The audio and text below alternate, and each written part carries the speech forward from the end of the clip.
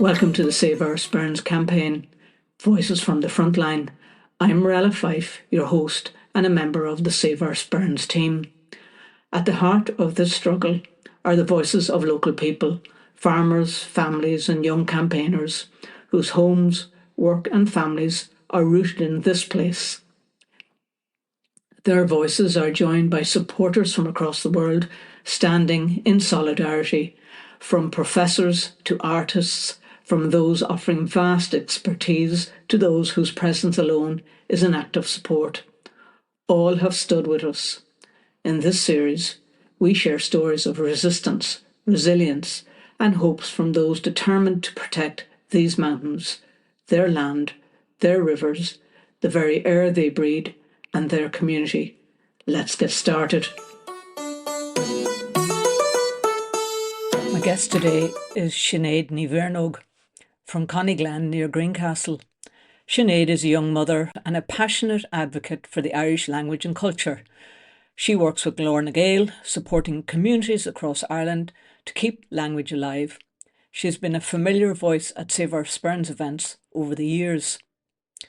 In 2018, Sinéad travelled to Toronto for the PDAC mining conference, where she stood up and spoke truth to power, telling shareholders and officials exactly how her community feels about the proposed gold mine. Her courage and that of her fellow earth protectors sent ripples far beyond Greencastle. In this conversation, we talk about her roots in the Sperrins, the role of language in shaping identity, the resilience of community, and her hopes and fears for the future. Here is my conversation with Sinéad Mhearnóg. Sinéad, you're very welcome to the Save Our Sperrins podcast. And thanks for joining me on your lunch break today. It was really great to have you here. And I'm sorry it's taken us this long to connect up, but here we are.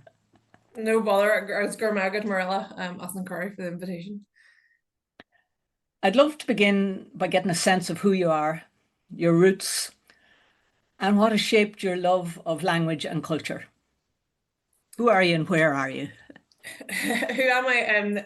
You'd think that's an easy question, who am I? But even in terms of a name, for me, I feel like that's such an important thing because, I see myself as Sinéad Mhearnóg, and that's like a big part of my identity. But I wasn't, christened Sinéad Mhearnóg, I was christened Sinead Warnock. But I've had Sinéad Mhearnóg as my name from I was 15. I changed my passport to Sinéad Mhearnóg once I fell in love with Irish, and my whole entire identity has been taken over by the language, but I feel like actually the language gave me a key to finding my real identity. Like I grew up in the townland of Achmanacrory, so just at Achmanacrory Hill, and opposite the Glen of ConyGlen. Most people know us as ConyGlen, but it's actually Achmanacrory. And those wee things, those wee subtle differences are important because local people understand all those wee things, and the slight difference of where you are affects who you are and what you did growing up. And we grew up with, like, we'd no neighbours. We live, people may say, the backside of Greencastle, but I loved it. We'd no neighbours, but there was a lot of old neighbours that lived up the glen, and they were old men that lived on their own. They lived without electricity, they lived without running water. I would have been very young, but I remember at times going with my daddy to visit them, or maybe with my granny as well. And my daddy may be carrying in water for them and stuff. But I vividly remember them and the conversations, and they would have had engines to bring electricity for them. So all those wee things affected my view of life. I suppose to me that was all normal growing up. And I grew up in a house with my I'm the oldest of six, but my granny lived with us, and I had my mummy and daddy in the house. And my daddy loves to use like the old names, you would say, like the nicknames of families, and he would talk of townlands as opposed to the road, or as opposed to what you would see. Or like, I said, who's that person? He'd be Mickey Johnny Paddy from whatever, and he mentioned Thailand. I would be like, who? And he'd be like, oh, and he's connected to this. And he always used those nicknames. It used to drive me insane when I was younger, but now I appreciate what he was doing, because it was nearly like a glimpse into like a different life, and my granny, as they lived with us, and then she was like of that old variety, she baked her own bread. She used to take us about, and we'd have got gooseberries, we'd have walked, and we'd have found a rhubarb. I remember going for rhubarb with her when the nuts come out, and it was very aware I think, well, I'm aware now. I don't think I was aware at the time of all those changing seasons and the different things that happened. They just happened, but that was my normality. Like she would have taken us walking around the fields and all. I remember walking up like sheep trails. Well, and I think now, like she must have been fairly old, but like we did all those things, and it was just, to me, it was just normal. But I realized as I went on to like primary school, secondary school, that actually, that even to my friends in primary school probably that lived even in Maryville and Greencastle, or that lived in another part of Greencastle, that they didn't necessarily get that same insight into the past. And maybe I'm just more aware of it now because I am so interested in the language. But yeah, it all affected me just in bringing me to, I suppose, who I am now. So who or what first inspired your love and interest in the Irish language? Like, was there a catalyst moment? Were you brought up with Gaelic in the family? Or did the language come later? Or well, we didn't speak Irish at home per se. It's not like anybody spoke Irish as a living language, but it was always sprinkled through everything. So we always would have talked about your brogue, your Gansey, like even things like the Sally rod. Like Sally is the word for willow, and that's where, because obviously that is what it's made of. Even recently, there's a word when you drive down our road, there's a thing called the S. That's the word for waterfall. All these things that they were just words to me, and they were just things I said, and there was like people around us would have come, and there was a man, it's come John Neil Ban. I just thought that was his name, but now I learned it's his nickname, and it's actually Neil Ban, which is, the white-haired Niall, but all those things were normal. So there was Irish there, but I never knew it was Irish, kind of. It was just the things we used, and as I already said, the townland names and the like nicknames we would use. But then I went to, I suppose in primary school, we had a few teachers that would have taught us, Raylor and Pan Louis and all those things. But then when I went to Loretto, and I had a great teacher who's now the principal in Loretto, Sinéad O'Cullen, she's actually from Ballinascreen, and really, like, she spent her classes speaking in Irish to us as much as speaking in English to us. She really used it as, like, not like, I know some teachers maybe teach through English and then teach the Irish, where she spoke a lot of Irish, so it became normal to us. Like, there was phrases I learned then that I always knew, but I never knew how to spell them because I just learned them from ear.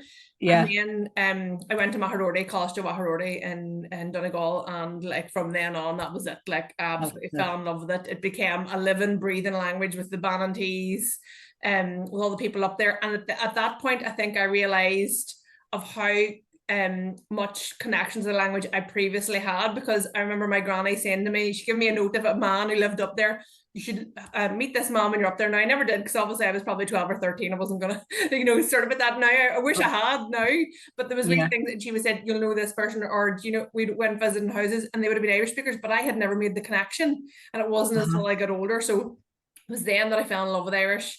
I did A-level Irish, I did Spanish, Irish, and geography, and then I went to university in Galway. And it wasn't until I went to university in Galway, which is a real bugbear of mine, that I found out of how much heritage and historic, like linguistic importance there was in Greencastle. And it wasn't until I had a lecture, McCongle, and Nolig McCongle, and I'd do some sort of a report or something, and he was like, well, why don't you do it on the Irish school? It was in Greencastle, the summer school. And I said, what summer school? And he said, do you not know about your own? Geez, Sinead, who are you? What? You don't even know where you're from? And I give me some documents, and it like opened up like an amazing box of things that I had never knew. And I was nearly embarrassed that I had come from Greencastle and didn't know any of it. Like, well, that's a fascinating story. And it's really interesting. You talked there about the living, breathing language, where I have 12 years of Irish being taught to me, but it never came alive for me. So I came out with probably -D in my leaving cert and an A in my French honours, and it wasn't cool. It was absolutely not cool for us to learn Irish. I was in a school in Dublin, and like, of all the grammar constructs, probably most of the vocabulary there, but it's all lost. And I'm sure it will come back to me if I set to. That's in my next life. I do plan to do something about that, but I'd need to photocopy myself or something to make that happen. But yeah, I am mildly envious of you that you have such a command of the language, and fair play to you. It's a great thing. So you studied language planning. In your view, how does language influence who we are and how we see ourselves? Yeah, so when I finished university, I didn't really know what I wanted to do, but I knew that I wanted to do something with Irish and something, I suppose, practical. People always just say, "Oh, you're doing Irish, you're going to be a teacher," and I am not cut out to be a teacher. And like I have lots of respect for all the teachers out there who do sit down and do that with kids, but it was just never for me. I think because I had learned about what had happened in Greencastle and how the language had survived for so long, and then all of a sudden there was this language shift, and like I wanted to understand that more, and I wanted to understand what I could do really to I suppose to do my bit, not to undo it, I can't undo it, but to do something, you know, in respect of those people, to celebrate those people. So I chose to do a master's in language planning, and it really looks at, I suppose, the sociolinguistics elements. And so basically no language exists without a community, you know, and a community has to go through so many things to have that language, and all communities are different. And I came across a lot, I suppose there's a lot of like academia stuff out there about different languages and what they've gone through, but there's some really good bits out there. And one of the things that really stuck with me was this Ngugi wa Thiong'o. I hope I'm not pronouncing that really badly. He's a Kenyan writer, and he said, if you know all the languages of the world but don't know your mother tongue, that is enslavement. So it was the first time I really came across, I suppose, that idea of, obviously I understood colonialism, but I'd never thought about it really much in terms of my own self, because I didn't grow up in a house that really was very like green or orange, you know. It was like we just were who we were, and it was never talked about. And I grew up in a house where we'd loads of people calling on their Cayley, because where we live there is loads of both sides of the community. And I have some you know, we've some Church of Ireland, I suppose, in our history and stuff, and that was a big thing with our granny living there, always people there. So I'd never looked at it through that prism. But then we were studying about languages around the world and their effects and what colonialism did, and then I really realized, you know, what happened in Greencastle, I suppose. It disenfranchised the people, and that really opened my eyes to that. And that was at that time I decided that I wanted to do something, I suppose, to give back to those people who had been disenfranchised. And I decided to set up well, there was a commemoration around the time. There had been a school Sowery, like a summer school in Greencastle in 1911, which was a massive thing in terms of the revitalization of the language, and the Afyokan at the time, which was going on, you know, with the GA, with Conradh na Gaeilge movement. And that happened in 1911 in Greencastle. So that was around the time I was doing the master's as well. And then we decided we were going to do a summer school to commemorate. So actually it was Fidelma's, I think, is it her uncle or great uncle, Sean O'Carlin, was one of the last native speakers in Glenelly. And he had said, it won't be through me or the likes of me that the language will survive, it'll be through the young people. So we decided then to set up a summer school for young people, an Irish language summer camp, so that people, so that in my head, that nobody would ever leave Greencastle again that had no idea like I did. They wouldn't have to go to Galway to find out about their own heritage and their own history. And we set that up, and like, I don't know, it just opened my eyes to how much of our heritage and culture has been taken from us. Like even our names, like I said about myself, like I use Mhearnóg, and I had decided from a very early age that I was going to stick with Mhearnóg and not Mhearnóg. And even when I got married, it was a big challenge, and I kept Mhearnóg, and I added the Irish version of my husband's name because I just couldn't. For me, anyway, I work very much from the heart and how I feel and how my soul feels, and it was an important thing for me. But like our own names, you know, when you look, what language planning looks at is how things can be targeted, and you look at the history here in Ireland, like with, I suppose, when the English came and they were taking over, or they were trying to bring their English norms, and there was the Statute of Kilkenny in the 1530s where they wanted to change us over to English order and language and habit, basically changing our way of life. And one of the main things they did was to avoid using Irish and making you use the English version of your name. So even you look around our area, you know, like there's McCullough's, but Macu Olu is son of the Hound of Ulster. You know, like there's something so much more strong when you understand what's under there, or the townland names and all those things. So I did language planning, and it's brought me, I suppose, to my job, and I love everything about it. But it helped me see actually a lot more about where we come from and what we've been, I suppose, been taken off us. Okay. When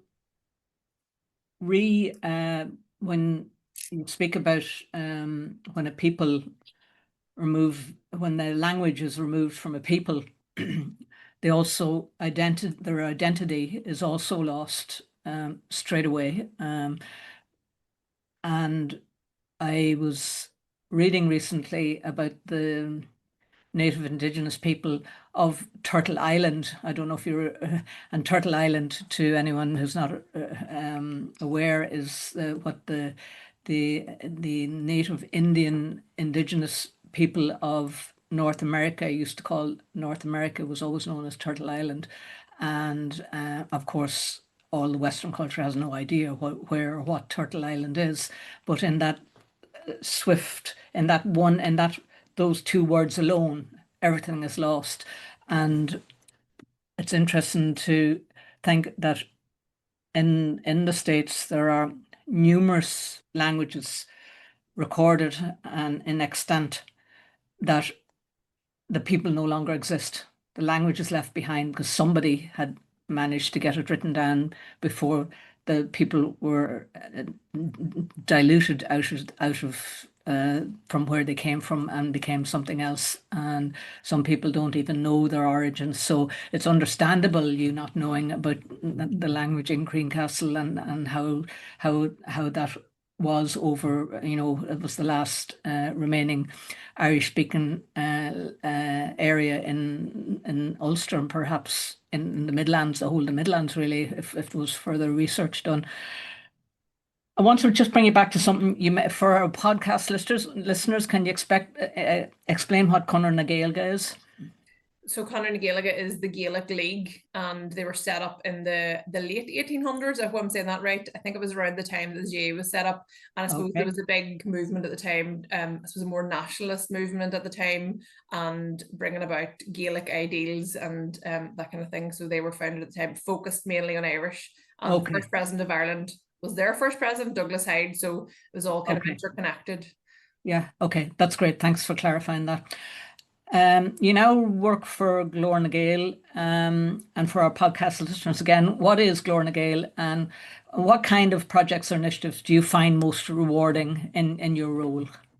So it's Glór nGael, so the voice of the Gael. You're okay, the voice of the Gael. It's a very common mistake. But so it's a 32 county organisation. We cover the entire island, and I cover the northwest, and I've worked with different departments in it. At the minute, I work with the family department, so I work with Irish-speaking families. So as you can imagine, we work outside of the Gaeltacht. We don't work in the Gaeltacht, but the Irish-speaking families are not, all living beside each other, in a clachan or in a wee village. They're all spread all over the place. So my job is to provide activities, opportunities for them to come together, to use their Irish and to have fun through Irish, because it's a big effort in this day and age in a monolingual English society to bring your child up through Irish, because there's an extra effort upon yourself in terms of resources, in terms of meeting somebody that speaks Irish. So our role is to give them an easy chance to meet up and really to have fun, so that their kids see that it's absolutely normal to speak Irish, that it's absolutely normal for other mommies and daddies to speak Irish, and that they're not some strange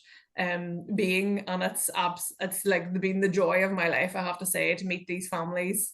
We do a week-long holiday in Kerry in the Dingle Peninsula, and honestly, it's some of the best weeks I've had, just meeting these people from all over Ireland, from all over the world. Actually, we've had people that live in America, we've had people that live elsewhere, and that are doing it maybe with German as the other language in their family, with other languages in the house, not just, everybody's so different and comes from such different backgrounds, and it's lovely. I think for me, because I always feel like I lost out in that connection, and I wish I was born maybe 50 years before, 100 years before, to meet those people living in Greencastle that were able to just speak Irish as normal, and it was never an effort. That's when we're there in that week in Kerry. It's just so easy. Everybody speaks Irish. Nobody has to question, does somebody speak Irish? Because we all know we're on the one boat. And my wee girl came home, and we come home from Kerry that time. She's like, everybody in Kerry speaks Irish. Because no matter where we went, we were all as a group speaking Irish. No matter what shop we went in, the people always replied to us in Irish and made an effort. And I just thought it was such innocent eyes, to her, everybody in Kerry speaks Irish. I was like, yeah, of course they do, yeah. Soon she'll find out, but for as long as we can, we'll let that innocence shine through. Like, I just think it would be amazing if we had had that same opportunity in Greencastle. So it's lovely. Well, you're perhaps recreating it, and it may become that opportunity for generations unborn in Greencastle. You never know. So beyond your formal role, how do you think the Irish language shapes your everyday life with your family, your neighbours, or indeed in your wider community? Well, the wider community. So people probably know me in Greencastle as like the Irish speaker. Do you know, like they always come to me with things, and I love that. You know, I've had people come to me when they've had babies and they want to make sure they spell the child's name right, that they have the spelling right, that they have the fada in the right place, that it's pronounced the right way. And I love that, because you know, it's really important to me that people actually do go about it the right way too, because there's so many wrong spellings and stuff out there too. So it's nice to actually pay respect to the language and do it correctly. So I suppose people know me as that in Greencastle anyway, and then through the summer schemes and youth clubs, that's how I meet most people, because I live in Oma at the minute, so I don't actually know all the people who live there, because there's so many, you know, people who've moved in and all, so they see me with that connection. But like in terms of my life, I speak Irish every day. Majority of my days spent through Irish. I speak Irish to my kids, my husband. One of my sisters is fluent in Irish. One of my best friends is fluent in Irish. So it's a massive part of my life, and it's probably like a wee underword. Like other people be like, how do you spend your whole day speaking Irish? But like I do, because that's normality to me. I lived in the Basque Country for a year, and they had a campaign at one stage, Euskaraz Nisi BC Naidut, I think, and basically it's I want to live my life through Basque, and that's like the rights that they were there, and every single aspect of their life to be able to live it through the Basque language. And there's one in Irish, Seal Tree Gaelic to them, and really that's what how I feel like I should be able to and want to be able to have all facets of my life through the Irish language. So that's something I try, but it's kind of like most people wouldn't know if they meet me. But people always hear me when walking around Duns. People always stop and be like, it's lovely to hear you speaking Irish, and you know, that's lovely. It's lovely for me and lovely for them, because I suppose people are surprised that somebody would be speaking Irish completely, and more so when they hear the kids speaking back to me, because it's probably a novelty to see them. But I think anybody that comes in contact with me probably gets some sort of a flavour of the language. I'm always happy. So it's as natural as it should be. Natural as breathing. It's just who you be. Coming back to really this podcast, how do you imagine the presence of a large mining operation might change the cultural fabric and the language of the community? Well, I suppose the biggest thing for me is like with the Irish language and stuff and the cultural stuff we're doing, it's revitalization that we're doing. You know, we're trying to bring the information out, we're trying to make people aware. But to do that, you have to bring people together. And to bring people together, whenever you have this massive tension in the community, when you have people, you know, against each other, when you have people who have certain views or feel like, oh, you're one side, and I obviously have been very vocal, you know, that annoys me, that people would think, well, I can't take part in things, or I don't want to do that because Sinead's doing that, and Sinead is is organising this Irish language thing. You know, that for me, Irish is so important, and that's, I've spent so many years trying to just bring it to the people in some ways, and bring it to the children, and get people together, whether it's been even through cultural things like doing the St. Bridget's Day crosses, get-togethers where we have everybody come through. And I feel like in terms of Gaelic society, being in community, gathering together, sharing things for free with no cost, was so important. And I always try to do that, you know, as well. It's not just about the Irish language thing, it's about those things that make us, I suppose, a Gaelic culture. And I always find now, like, I'll be questioning myself, well, how should I put this out? Or will people think, well, she's involved with Dalradian, or she's involved, you know, against Dalradian, and I have a different opinion to her. Or like, if we wanted to do things, like, I think the Green Road is such a great resource. If I want to do something up there, I'm like, oh, will that put people off coming? Do you know? Or if I'm like, I spend a lot of time talking about, we did it the summer scheme there. Was it last year? We went up to Dunrua and out to the Ohm Stone, and we talk all about, you know, like getting back to nature and stuff. And I would talk a lot about, you know, what we should be appreciating in our area. And sometimes I think people are probably like, oh, she's pushing an agenda, but like, that's just, I believe in those things, and I think they're all part and parcel of each other. But because like that would never have been a question before Dalradian came, but now it's like this thing that I always have to think about. And I just think it's, I don't know, it's something that, I don't know, just something extra that pushes against something that should be so natural and easy to organise a community event. That's interesting. It's an angle I hadn't already seen. Really, what you're talking about is in the past would have been Mhearnóg, where people come together to do stuff without charging. What I call Mhearnóg, I don't know what you call it. My Irish is different to yours. The pronunciation is different. So correct me, please. No, Mhearnóg's right. Yes, That's Mhearnóg. right. It's Yeah. such a great word and such a great concept of Yeah, it everybody is. Yeah. together. And so it's sort of putting a question mark over in your head about bringing people together because of the threat of this hanging over the whole cross community and in relation to Dalradian and anti-Dalradian or pro-mining, anti-mining. It's sort of so it's not helping you in what it is that you're up to grow the language and grow Yeah, people's. it hasn't stopped me in any way, but it's always kind of something I'm aware of. And I would hate I just hate the idea of somebody thinking, well, I'm not going there because she's for something. I would hate the idea of somebody missing out because, you know, like it's so hard actually, especially at Greencastle. So nobody's bringing services to Greencastle to share the language. You know, the council isn't going to bring stuff out. The council isn't actively promoting our culture and heritage. It's local people that do that. And I just hate the idea that it, you know, that something like that, if they'd never been about, it would never be an issue, you know. It's just a bit sad, but. Sinead, alongside your work around culture and language, you've shown extraordinary courage as an earth protector in the whole campaign. Can you take us back to that moment at the PDAC conference in Toronto 2018? And for podcast listeners, this is a big mining conference that's held in Canada once a year. And I believe you spoke to the Minister, Sean Kine, the Minister for Natural Resources, Community Affairs and Digital Development in the Republic at that time, who had given a keynote address on Ireland Open for Business. And he's also a fellow Gaeilgeoir. What happened and what gave you the courage to stand up and speak? Oh God, I don't know. Like looking back, sometimes I think it's mad. Me and Emmett went to Canada, and we were kind of just asked to go. You know, it was a different time in my life. I think like I couldn't go now. It was a couple of months before I was getting married, and we were asked to go. I think we were only asked about a week before it. Would we want to go? Okay, right. What are we going to do? We don't really know. Here's the things. This is what's on. Here's the details. You're registered for this event. This is what's going on. So we had no plan going in. We didn't know what we were doing. We had no plan to actually stand up and give out at all. Like we actually hadn't planned that.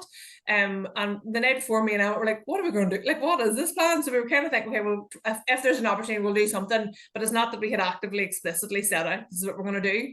And then we went into, this was in Toronto, we went in and we went around, I think on the first day, it was you could go around all the stalls and see. So we pretended we were investors and we were trying to find out as much information. So when we went to the Ireland Open for Business day, that we had the kind of information gathered. Obviously, we knew about Dalradian behind the scenes as well, but to try and get as much out of the event, you know, to bring back to everybody as well for SOS.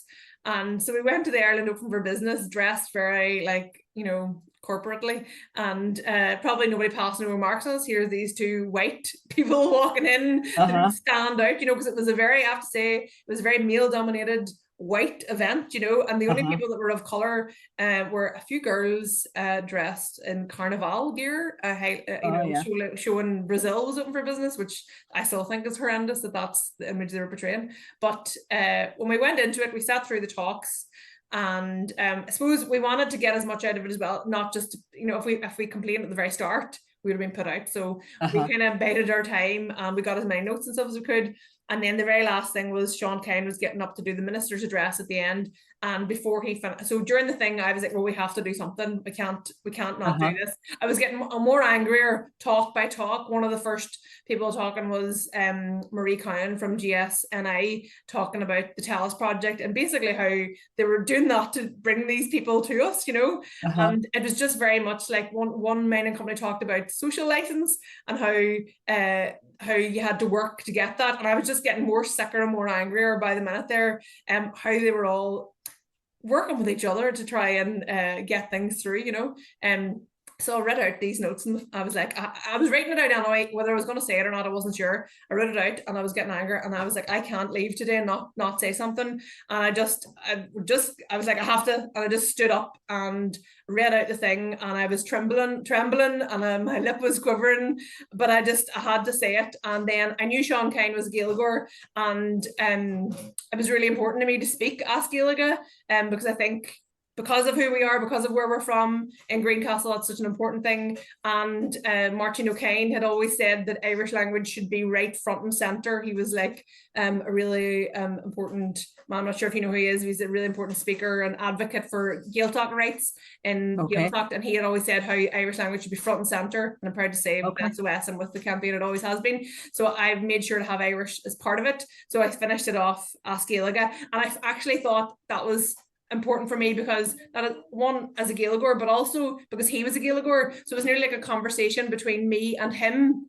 because that many in the room were Gaeilgeoir, you know, so he nearly picked up and listened more, you know, because it's, you know, a unique thing, I suppose. You're in Toronto and somebody's campaigning and speaking Irishy, so I feel like that helped. Your fellow Earth Protector who travelled with you to the event, Emmett McAleer, and who's already been on this podcast, challenged the CEO of Dalradian, Patrick Anderson, who subsequently left the stage, refusing to answer any more questions.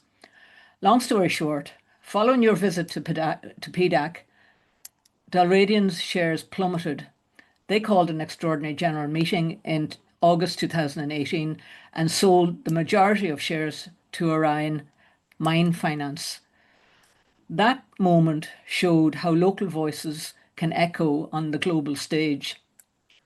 What do you think it says about the power of ordinary communities to stand up against multinationals? Well, I think it shows that you have a voice and you can make change, you know, and I think they would tell us that those companies and any sort of a colonizer, and it is what they're doing, it is colonization that they're doing, they try and undermine the people that they're coming into.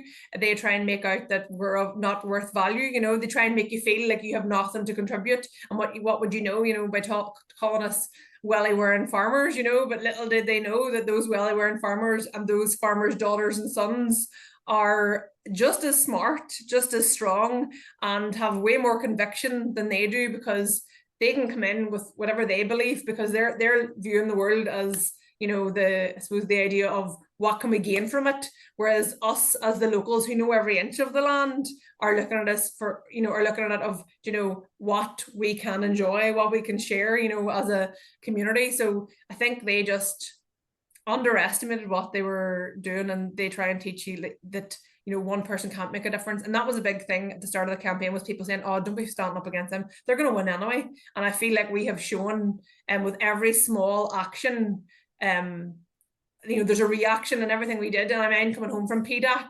and the welcome we got, we were absolutely exhausted. We'd had a layover in Iceland, I think, and we were exhausted. We were taking up the road, and Cormac was like, I think it was Cormac took us up the road, was like, oh, you know, we're going out to the GPO. And me and I were like, oh, Jesus. Well, I mean, the absolute boost that we got from being there, and everybody was so happy and, like, you know, celebrating what we've done. And we realized then the impact and the importance of what we did.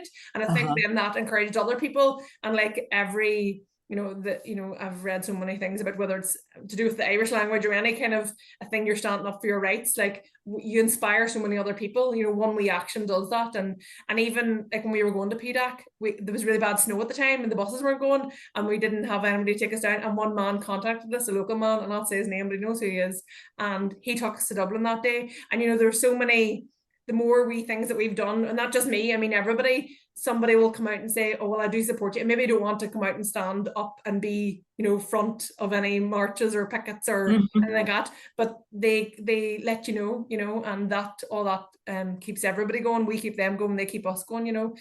So anybody who's out there, like a part of any campaign, I think they can all take inspiration from each other. Just like we took inspiration from Shell to Sea, you know, that's sharing. I know you've had some great people on about the gather and all that, and I just think there's so much there to be learned from each other. It's an interesting point that you brought up about convictions and values, and how what we value is completely different. They're obviously value the dollar, and that's everything they do, they have to get paid to do it, whereas we work from the heart. and no amount of money could pay us to do what we do day after day, week after week, year after year. And when you work from the heart, yes, it is an effort, but it doesn't feel like a job. It's just what we do, and that's where the two layers will never meet. Yeah, 100%. For you personally, what did that experience teach you about courage and solidarity and the impact of speaking out? Probably taught me that you can, like, when you are courageous and you do stand up for something you believe in, whether you're scared or whether you're like, oh God, will I say this? What will people think? That when you do something for the right reasons and for what you believe in and something that feels so right, that it's not wrong. I like as in I made those notes and I was just like they just I knew they were right because everything they were saying, I was like, that's absolute lies, and they're Yeah. trying to make out though with this social license and all. And it was so important for us to share that. No, what they're telling you is absolutely one-sided, and it's so important that we get our voice out and our side out. And I'm so glad now that I had the courage to do it because it wasn't easy. But then since then, everything we've done, you get more courage Uh-huh. and you get inspired. And as I said, when I come back, and the solidarity we were shown by people here, and it keeps you going, and it kept me going, I suppose. And sometimes I look back now that's 6 years ago. I can't imagine, as I said, doing that now. But I'm so glad I did. But the things I would do now are different because I have a different perspective in life. So That's right. all these things, teach you something as you go along. Aye, and then they arrive in their own time when we're ready for it. Yeah. Let's turn now to something a bit more personal. Your hopes and fears for your own children and for the next generation. As a young mother, what future do you dream for your children in where you will be living in the future up in Greencastle, perhaps? Oh, well, I hope that they have, I suppose, the kind of idyllic childhood that I had. They won't get quite the same glimpse into the past because the world is so changed and those old people and those old characters have gone. But I hope that by talking about them, sharing those stories, that they will appreciate those things. And I mean, those people give me an appreciation of, how hard some people have to work to live and to survive, and how they were dependent on water and clean water, and I hope that those values will be instilled in my kids, and I really hope that they are able to live in a safe and clean area, and that my parents didn't have to worry about Dalradian or anything like that whenever I was growing up. So like where we're actually building our house is very close to the mine, and I suppose it's something that's always in the back of your head now. And I hope that everything that we do is working towards making sure that they never have to worry about in their future. They don't have to spend 10 years doing what we've had to do to keep them out. And what do you hope for around the Irish language and culture and in their lives? Well, I feel like, I mean, they've had such a different opportunity than I had.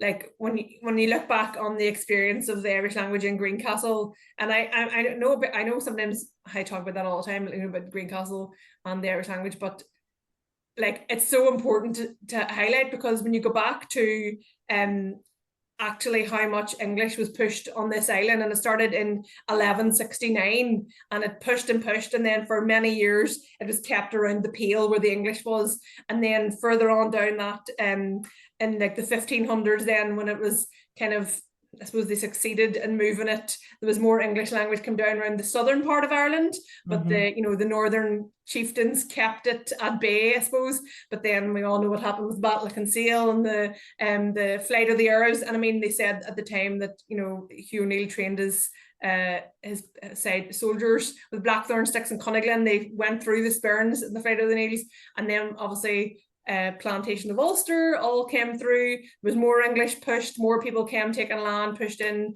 and then that was around the 1600s. Then you go into the 1800s, and they're saying the British Parliament, oh, you wild barbarous mountains of Monterlony, talking about us as if we're some wild weird beings, because the Irish language was still the living, breathing, everyday language. That's hundreds and hundreds of years where other parts of Ireland had lost that, and Irish is a key like I'm not, for everybody's out there, it's like, well, learn Irish, do it, because it opens up so much when you go out anywhere and you see place names or signposts. It actually opens up. You have a different view of the world because you're looking at it through a whole different perspective and understanding of what's around you.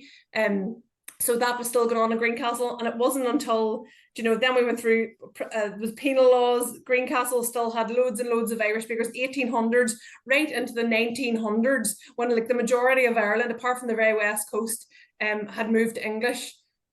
Irish was still strong. It was still a monolingual society right through the 1800s, right into the early 1900s. Like 1911, as I said, they had brought a summer school, and they only brought those summer schools to like Gaeltacht regions. So it was a massive thing to be seen, to be so strong, to still have that. So I don't want to undersell that what we lost and what we fought for, and I suppose I don't understand because I'm probably always talking about, but it's such a massive thing, because I feel like the spirit that we have now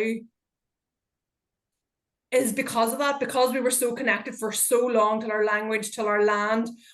That was never broken. That I suppose that the thing that the British were trying to do was to break the spirit, to break the link to the language, break that connection. But that didn't happen. Now it eventually did happen. So when I look back in my own, in the very short, that 100 years now, so back then for so many families, like my granny said, she lived with us. She never spoke a word of Irish, but everybody who lived in her house spoke Irish. Her mommy and her daddy and her granny. Her granny was a monolingual Irish speaker. Her mommy and daddy were bilingual, and then they refused to speak English. And that's what happened. It was a turn of a generation, and then and it was all through at that stage more shame, more push toward the English. And it had survived so long and kept it so long. And then it changed, and then obviously I had to go through and learn Irish. My mummy never got a chance to learn any word of Irish in school. So then I look at my kids now, and I'm like, to me, I suppose my aim to speak Irish then was to reach the unbroken chain, to reconnect it. And I feel like I've done that now with them. And I feel like they are for me, they're an inspiration, because they're going to grow up speaking Irish, and they're not going to have any of that shame, any of that hindrance, any of that, they're just going to be Irish speakers. They're not going to have gone through anything to get that. And I will make them so aware of everything that everybody else had to suffer to get there. Like there's a poem by John Montague when he talks about the child who goes home, it goes to a school in English, it goes to an English school, and the schools all that time across the island, they're all speaking English, and it goes to school, they have to speak English, but when they go home to the harsh side, that change where the parents were speaking Irish, and how that disconnection where they couldn't even communicate. And I think now that journey, like, and that everybody in Greencastle that is from that area, or from Ballinascreen, anywhere around the Sperrins, there, and it happened everywhere else at a much earlier space, but in Greencastle, like that's so close, and that you fight for what you've lost, and you fight for what you want to keep going. And we might have lost the language, but we're still fighting to protect everything else. But I look now and I see my kids, and what, like, they're just going to be such confident confident speakers. There was a story about one of the Irish speakers, Jane McRury, and whenever somebody came to record her, like a really important historian, linguistic, went to record her, and one of her sisters was shouting, "There's no Irish here, there's no Irish here, be away with you, there's no Irish here." She was so ashamed that people would think there's Irish speakers. And I think now, like, my kids are going out as proud bilinguals in a world where the majority actually are bilingual or multilingual, where people like Kneecap, do whatever you think of them, they have broke the mold. Movies like in Calling Cuan, like the what you said about growing up in Dublin and your view and not seeing it as a living, breathing language. They live and breathe it every single day. There's nobody can say they don't live in a Gaeltacht. Our house is a Gaeltacht, so Gaeltacht Winterlinny, when I move back to Ailewulia, Gaeltacht Winterlinny will be reestablished there, and, so I have absolute hopes for them to go and spread the Gaelic gospel, but to do it in a way where they have no fear or hindrance or embarrassment, just to be proud of who they are and where they come from. Oh, that is so great. It's so inspirational, and I will be watching you. Sinead, I believe that you have been known to write a little bit of poetry, and I just wonder, would you have a poem for us here this afternoon? Oh, well, I don't write any poetry myself now, but I do appreciate it. But I had been kind of looking up at some things. I thought you might ask me a poem, but one of the ones that I thought I would pick, and just because I am, and it's been so important to me for so long, and I've talked about for so long moving back to Greencastle, and as I said, like, I work very much from the heart, and I feel from the heart, and somebody in my family recently called me a bit of a hippie, and they thought it was an insult, but I don't think it's an insult because that's just who I am. And so this is Fuishiú Iotsa, Le Marchin O'Duran. You may have studied it in school.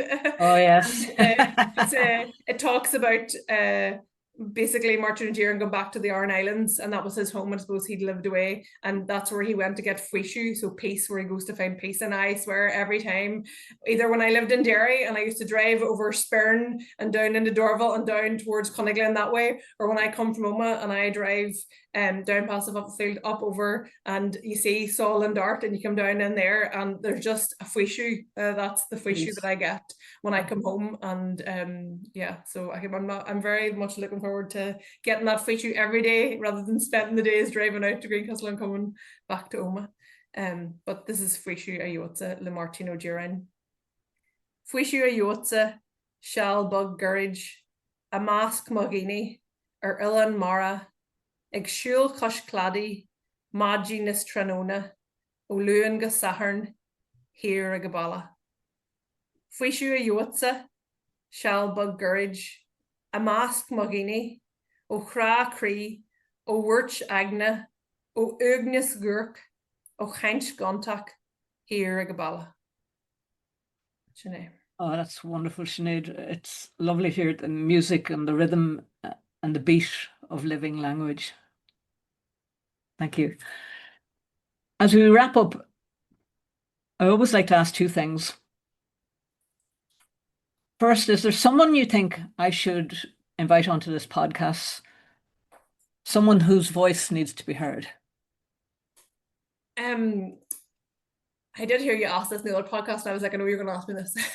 So I think it'd be lovely to hear. I know we've heard them when people from the Shell to Sea campaign used to come up. I know that inspired me a lot, and I think that was the first campaign.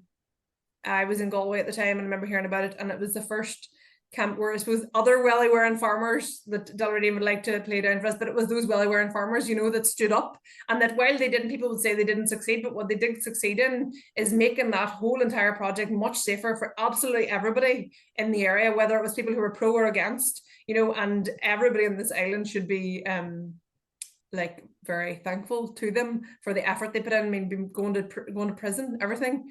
They're really inspiring people. And again, they have that connection, the Irish language collection out there. They're in the Gaeltacht as well.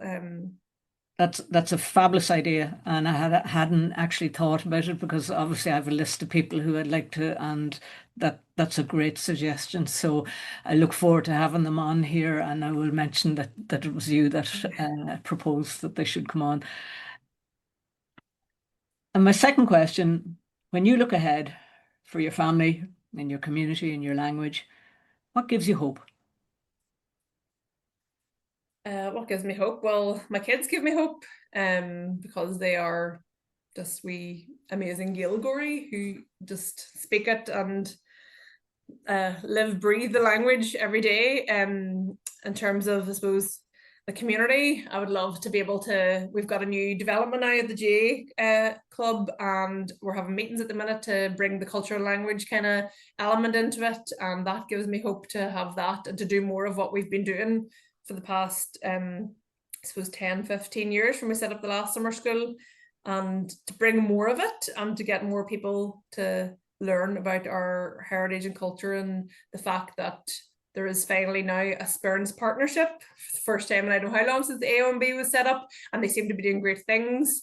There's a new cultural thing set up by the council there. I can't remember the name of it, but it's some sort of a aspect anyway, focusing on enhancing and celebrating the heritage and culture that we have. So all those things, I feel like it take a long time for all those things to become important. I feel like COVID actually helped people realize what's actually important, as opposed to what capitalism and all these big businesses tell us what's important. Like, people actually went back to their roots and realized, you know, what is important is where we are and who we are, and these things that we have for free that we can enjoy.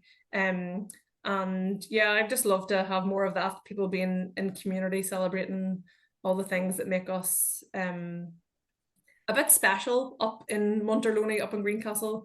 And there was a thing the other day, there's a massive march on in Dublin. I'm not sure when the podcast will go out. It may be past the time the podcast goes out, but seeing a post about it, and one of the people wrote, I long for the day when Irish speakers will be just that, speakers of a beautiful language, not lifelong activists. So for me, I would repeat the same for Irish, obviously, but even just say I would love for the day when people of the Sperrins will be just that, people who live in the Sperrins are able to enjoy it and not lifelong activists. I hope that everybody's involved in the Save Our Sperrins campaign is able to relax very soon, that we've been able to put a line under it, that it's stopped, that the legislation is listened to, that is already there, that should never have brought it to this place, all those things that make sense. So I would just love to be able to go back to being a lovely little community who get on with what we do in our own little quiet way, not worrying about what type of tension is out there, and just enjoying being so lucky to have grown up and live in such a lovely place.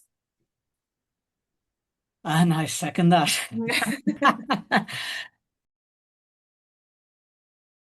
Sinéad ní Mhearnóg, thank you for the work that you do, firstly within your family, and closing that link where they will be once again Irish spoken, the length and breadth of your family and generations going forward. Thank you for the work that you do in Glór na Glan. I've got that wrong. Glór na nGael. Glór na nGael. Thank you for the cultural work that you do and language in around your community in Greencastle. And here's to a Gaeltacht in Monterlony in the future. It's been a pleasure to have you on here, and I wish you every success, and you are absolutely inspirational. Keep on keeping on. Thank you to Sinéad ní Mhearnóg for joining me today and for sharing so openly her love of language, her community, and her courage. Her story reminds us that culture and identity are not luxuries. They are the threads that hold us together, and that even in the face of powerful corporations, the voice of one community can be heard right across the world. For the air we breathe, the water we drink, and the soil we grow from, together we hold the line.